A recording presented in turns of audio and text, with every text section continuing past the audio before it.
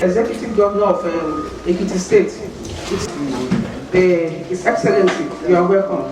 I think it's appropriate for me to start by first congratulating you, Madam, on assuming office in water resources, one of the most important ministries as far as we are concerned in Ekiti State. Water is life, and almost everything that we dabble into revolves around water. It is why on planning this whole visit, I stress the importance of ensuring that Ministry of Water Resources is the very first, one of the first ministries that I will be visiting, and I'm glad that you are able to fit us into your very busy program. For us, governance is the reason why we have been elected. And when one achieves electoral credibility and legitimacy through the vote of the people, the only way to sustain it is via performance credibility and earning the trust of the people. We cannot earn that trust if we don't provide the necessary infrastructure for our people. And in Ekiti State, water and its associated resources, irrigation, dams, and so on and so forth are critical components of achieving our objectives. On our own, we are doing quite a bit on water, on resuscitating our decrepit and moribund water dams, ensuring that our old and rusty pipes are being replaced, in ensuring that we also get the water flowing to as many communities as possible. That is a major priority of our own infrastructure development agenda in Ekiti State. But with a huge presence in Ekiti, relatively speaking, presence at the level of the ministry directly, presence through the Benue River Basin Authority, and when you pick the federal budget, as we do, I mean, we're beneficiaries of the federal budget, so we study it as if we're studying our own budget as well. When we study the federal budget and see the number of initiatives that are listed in the federal budget, and we go to the ground in Ekiti and we look around for these initiatives and we don't find them, we do tend to develop a lot of concern about the necessity for coordination and complementarity in all our efforts, because sometimes you may not even be aware that some of the projects that are on your schedule for Ekiti State are not necessarily being delivered or delivered to the extent to which you've been told they're being delivered on. I mean, we have a major project, for example. Only last week or 2 weeks ago, I sent someone to go and check the Ogbese Dam for me, which is a major initiative that the ministry is spending, I believe, about 5 billion naira on.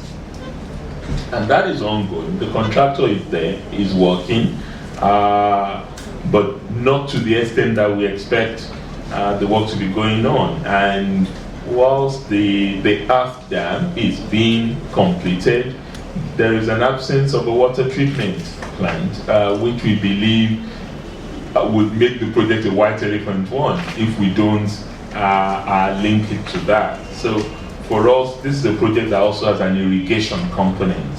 And for us as an agrarian state, it is something that we hope the ministry would look at for us.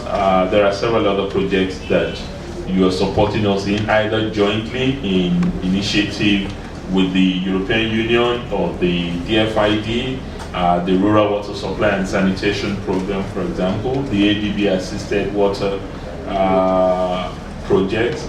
And as I said, the Benue has a lot of projects listed in the budget. which we haven't seen on the ground. So maybe they're still coming. Maybe it's because they're not cash back now, and hopefully there will be money put into them. The Isegba Dam and irrigation project, for example, the ado-ekiti Dam project, the motorized borehole in places like Itakwaje and Ikole, the Oye irrigation project that is not there, the construction of solar power boreholes in a variety of places. These are in the budget, but they are not on the ground in Ekiti. I think it's important for me to bring that to your attention, Honorable Minister, so that we can at least also work together in order to be able to revamp all water schemes back to their design capacity. I know that that's your intention, Honorable Minister, as we've spoken earlier, and I know that a lot will be achieved if we're able to concentrate on fewer schemes that are probably larger in their volume and can help strengthen the major dams we have. We have the Ero Dam that is really major and that has an irrigation component that we would like the ministry to help us with. We have the Little Ose Dam that's a joint initiative between ourselves and Ondo State that also requires revamping. And we have a lot of smaller water treatment and dam projects that are of critical importance to us. Would need your assistance in supporting our booster stations as well for a lot of these water initiatives, and install new water schemes that can help us achieve our own objective of at least 80% coverage of water availability in our communities and constituencies by the year 2015. That would help us to also achieve our Millennium Development Goals objectives, particularly as far as rural health and sanitation is concerned. So these are issues that we would like to partner with the ministry on, and we would also like to, at every point that the ministry has a project coming to the state, to be fully informed and to engage in joint monitoring with the ministry on this project, so that at the end of the day, we will also be giving you our own verifiable independent report as the people you have engaged to do this work are also conducting their own activities.